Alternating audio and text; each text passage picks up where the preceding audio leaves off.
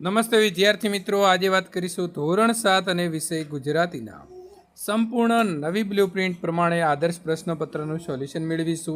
એ પહેલાં ચેનલની અંદર પ્રથમ વખત આવ્યા છો તો વિદ્યાર્થી મિત્રો ચેનલને ખાસ સબસ્ક્રાઇબ કરવા નમ્ર વિનંતી છે। વાત કરીશું પ્રશ્ન નંબર 1, પાઠ્યપુસ્તકના આધારે આપેલા પ્રશ્નોના જવાબ લખો। કેટલીક યાત્રાઓ ખૂબ જાણીતી છે, તેના નામ લખીશું।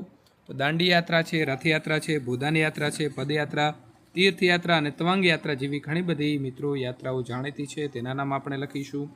प्रश्न नंबर 2, तमे गुजराती उपरांत बीजी कई कई भाषाओना नाम सांभळ्या छे? तो मैं गुजराती सिवाय हिंदी, अंग्रेजी, संस्कृत, मराठी, पंजाबी, सिंधी, बंगाળી, कन्नड़, मलयालम, तमिल, तेलुगु और उर्दू जेवी भाषाओना नाम सांभळ्या छे। तमारा विस्तारमां कई बोली जे छे बोलाय छे अने तमे कई कई बोलीओ विषे जाणो छो? तो मित्रों મહેસાણી બોલી જે છે તે બોલાય છે, તે સિવાય સૌરાષ્ટ્રી એટલે કે સોરઠી, ચરોતરી, પટણી, ભીલી, સુરતી અને કાઠિયાવાડી, ઉત્તર ગુજરાતી, મહેસાણી વગેરે ભાષા જે છે તે મિત્રો આપણે જાણીએ છીએ અને બોલીએ છીએ। તમારે કોઈ અન્ય ભાષા બોલતી વ્યક્તિ સાથે વ્યવહાર કરવાનો થાય ત્યારે તમે શું કરશો? તો અન્ય ભાષા બોલતી વ્યક્તિ સાથે વ્યવહાર કરતી વખતે હાથના ઇશારાથી સમજાવવાનો પ્રયત્ન કરી શકાય અથવા બંને ભાષા જાણતી હોય તેવી ત્રીજી વ્યક્તિની મદદ લઈ શકાય। मित्रों शहीद कोने कहेवाय? तो शहीद एटले सत्यना मार्गे पोतानुं जीवन अर्पण करनार व्यक्ति। अरबी भाषा में शहीद शब्दनो अर्थ साक्षी आपनार थाय छे। प्रश्न नंबर 2, काव्य पंक्तिना द्रष्टांत विचार विस्तार करवानो छे। मित्रों एवो शोधवो ढाल सरीखो होय, सुखमां पाछळ रहे, दुखमां आगळ होय। तो आ पंक्ति द्वारा कवि समजावे छे के साचो मित्र ढाल जेवो होवो जोईए। जेवी रीते युद्धमां ढाल सैनिकनुं रक्षण करवा माटे प्रहार वखते आगळ आवे छे, तेवी ज रीते साचो मित्र अपना जीवन में मुश्केली के संकट समय हमेशा मदद करवा माटे आगळ ऊभो रहे छे। ज्यारे आपणे सुखमां होईए त्यारे ते भले पाछळ रहे पण दुखना समय ते क्यारेय साथ छोड़तो नथी। मात्र सुखमां साथे रहे ए साचो मित्र नथी।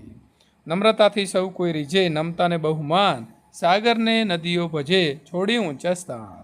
आ पंक्तिओमां नम्रतानो महिमा दर्शाववामां आव्यो छे। जे व्यक्ति नम्र होय तेने दरेक जग्याए मान सन्मान मळे छे अने लोको तेनाथी खुश रहे छे। कवि नदीओना उदाहरण आपता कहे छे कि नदीओ पोताना ऊंचा स्थानो पर्वतो छोड़ीने नीचाणमां रहेला सागरने मळवा जाय छे, तेथी ज नदीओ पूजाय छे अने बहुमान मेळवे छे। नम्र व्यक्तिना काम पण विनयने कारणे जल्दी थई जाय छे। प्रश्न नंबर 3, वाक्यमां रेखांकित शब्द छे तेनो प्रकार शोधवानो छे। हूँ डेरीए तो दूध लेवा गयो, तो दूध ए द्रव्यवाचक संज्ञा छे। पहलो देखाय पर्वत, तो पर्वत ए विद्यार्थी मित्रों जातिवाचक संज्ञा छे। प्रश्न नंबर 3, ए अहिंसा में माने छे, तो अहिंसा ए भाववाचक संज्ञा छे।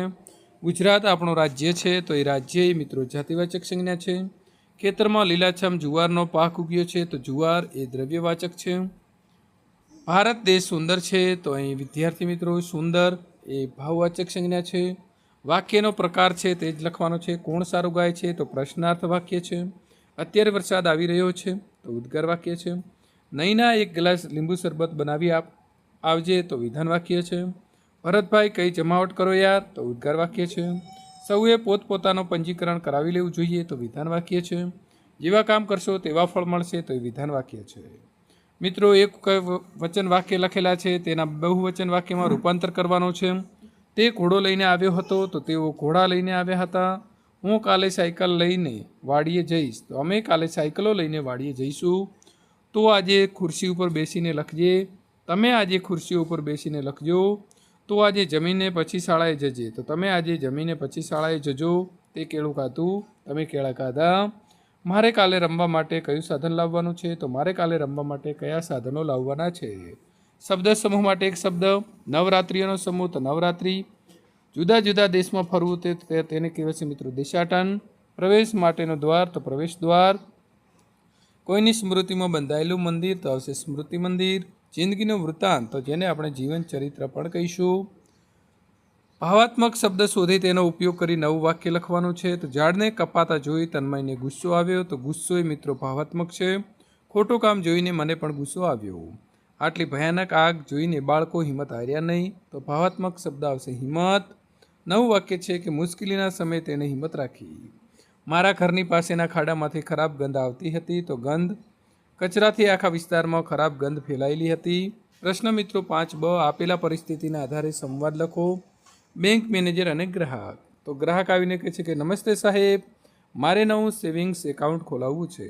મેનેજર: નમસ્તે, ચોક્કસ, આ ફોર્મ ભરી દો.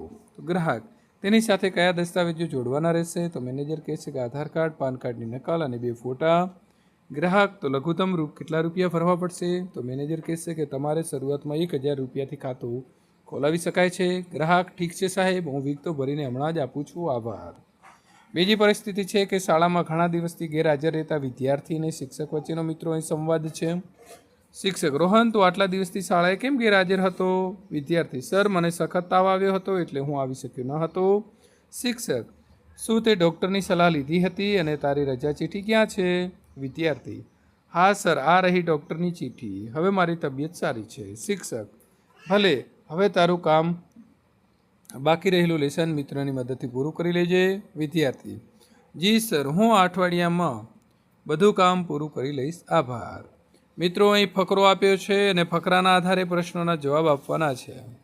તો સરસ મજાનો ફકરો છે, તેને તમારે પૂરેપૂરો મિત્રો વાંચી લેવાનો છે. ન સમજાય તો તેને તો તમારે 2 વખત વાંચવાનો છે. ત્યાર પછી જોઈશું આપણે પ્રશ્નોના જવાબ. પ્રશ્ન નંબર 1: કહેવતની યોગ્ય વ્યાખ્યા કઈ છે? તો લોકજીભે બોલાતા અનુભવ પરથી ઉદ્ભવેલા શબ્દો.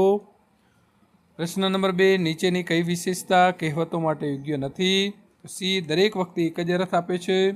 બોલે તેના બોર વેચાય અને ન બોલવામાં 9 ગુણ. કહેવતો વિશે યોગ્ય નિવેદન કયું છે? તો બંને વિરુદ્ધ અર્થ દર્શાવે છે. ઉજળું એટલું દૂધ નહીં અને પીળું એટલું સોનું નહીં. કહેવત શું સૂચવે છે? તો દેખાવ હંમેશા જે તે ભ્રમજનક હોય છે. લેખક અનુસાર ગુજરાતી ભાષા કેવી રીતે સમૃદ્ધ છે? તો અસંખ્ય કહેવતોના કારણે. પ્રશ્ન નંબર 6: મિત્રો, એ લોભી ખેડૂતની એક વાર્તા આપી છે. તો જાદુઈ મરઘી વિશે તમે ઘણી બધી વખત વાર્તા સાંભળી હશે અને તમને આવડતી પણ હશે. તો વિદ્યાર્થી મિત્રો, તેના આધારે પ્રશ્નોના જવાબ જોઈએ. ખેડૂત પાસે શું હતું? તો ખેડૂત પાસે એક જાદુઈ મરઘી હતી. મરઘી રોજ શું મૂકતી હતી? તો મરઘી રોજ સોનાનું ઈંડું મૂકતી હતી.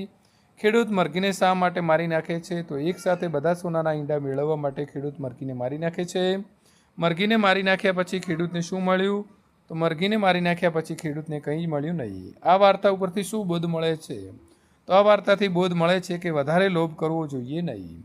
મિત્રો, અહીં આપણને એક ચિત્ર આપ્યું છે, બરાબર, વાડીનું ચિત્ર છે. સરસ મજાના ઝાડ નીચે 5 માણસો બેઠા છે અને ચર્ચા કરી રહ્યા છે. તો એના વિશે આપણે 7-8 વાક્ય લખવાના છે. તો આ ચિત્રમાં કોઈ વાડી અથવા બજારનું દ્રશ્ય દેખાય છે જ્યાં ફળો અને શાકભાજીનું વેચાણ થઈ રહ્યું છે. ચિત્રમાં ઉપરના ભાગમાં ફળોથી લદાયેલા અનેક વૃક્ષોની ડાળીઓ જોવા મળે છે. નીચેના ભાગમાં ફળો અને શાકભાજીના ટોપલા ભરીને રાખેલા છે જેમાં સફરજન જેવા ફળો સ્પષ્ટ દેખાય છે. આ ચિત્રમાં 5 વ્યક્તિઓ છે જેઓ પરંપરાગત પોશાકથી સજ્જ છે. મધ્યમાં બેઠેલા ભાઈ આરામથી બેસીને કોઈની સાથે વિદ્યાર્થી મિત્રો ચર્ચા કરી રહ્યા છે. એક વૃદ્ધ વ્યક્તિ લાકડાના ટેકે એટલે કે લાકડીના ટેકે ઊભી છે અને બીજી એક વ્યક્તિ નીચે જમીન ઉપર બેઠેલી છે.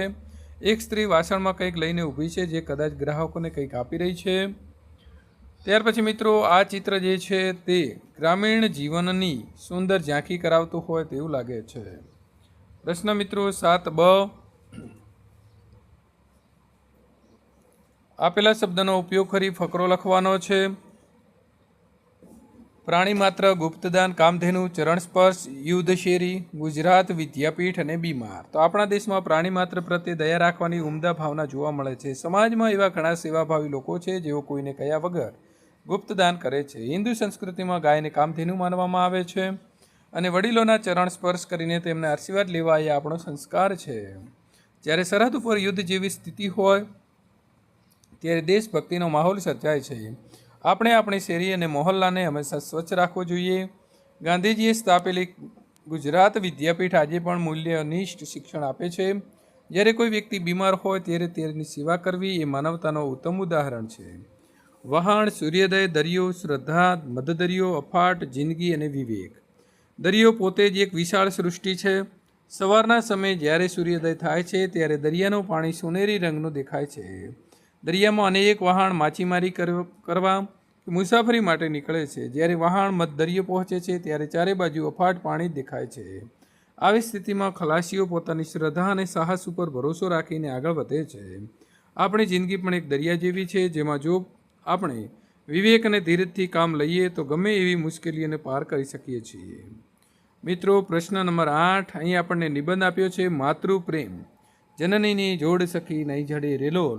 તો સરસ મજાની મિત્રો કવિ બોટાદકરની આ પંક્તિનો આપણે અહીં શરૂઆત કરીને માતૃપ્રેમ વિશે જે છે તે વિદ્યાર્થી મિત્રો આપણે અહીં નિબંધ લખવાનો છે. તો આ પ્રકારનો નિબંધ તમે નિબંધ જેનું કોઈ બંધન નથી એવી રીતે તમારે મુક્ત રીતે મિત્રો લખવાનો જે છે તે રહેશે. તો આ પ્રકારે આપણે જે છે તે જવાબ મિત્રો લખીશું. ત્યાર પછી મારો યાદગાર પ્રવાસ. તો તમે કોઈ પણ સ્થળનો પ્રવાસ કર્યો હોય તો એ પ્રવાસ વિશે પણ આ પ્રકારે મિત્રો તમે લખી શકો છો. આપણે સંપૂર્ણ જે છે એ સૌરાષ્ટ્રનો પ્રવાસ કર્યો હતો તેની વાર્તા એટલે કે નિબંધ સ્વરૂપે અહીં લખી છે. તમે પણ લખી શકશો. વિદ્યાર્થી મિત્રો આ જ પ્રકારે સોલ્યુશન મેળવવા માટે ચેનલને સબસ્ક્રાઈબ કરી તમારા મિત્રો સુધી વિડીયો શેર કરવાનો ભૂલશો નહીં.